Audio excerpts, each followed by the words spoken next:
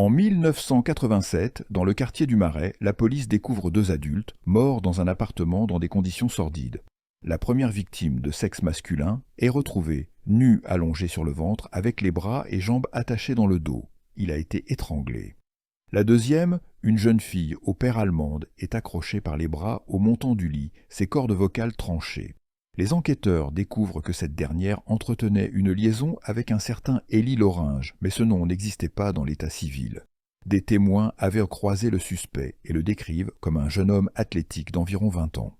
Des traces de sperme ont été retrouvées sur la victime, mais à l'époque, il n'y avait pas de base ADN. Les inspecteurs ne font donc pas le lien entre les affaires de 86 et 87. Fin 87, le tueur récidive et se présente au domicile d'une collégienne de 14 ans.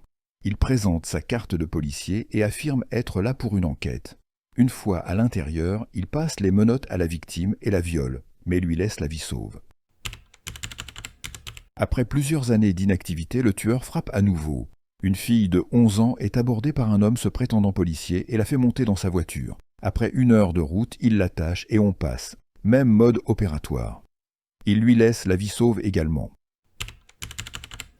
Des traces ADN ont été retrouvées sur chaque scène de crime.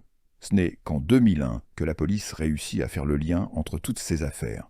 L'enquête mène vers la piste d'un ancien policier ou appartenant aux forces de l'ordre car il présentait sa carte pour pouvoir commettre ses crimes. Ce n'est qu'en 2021 que la nouvelle juge d'instruction décide de convoquer 750 gendarmes, mais on y reviendra plus tard.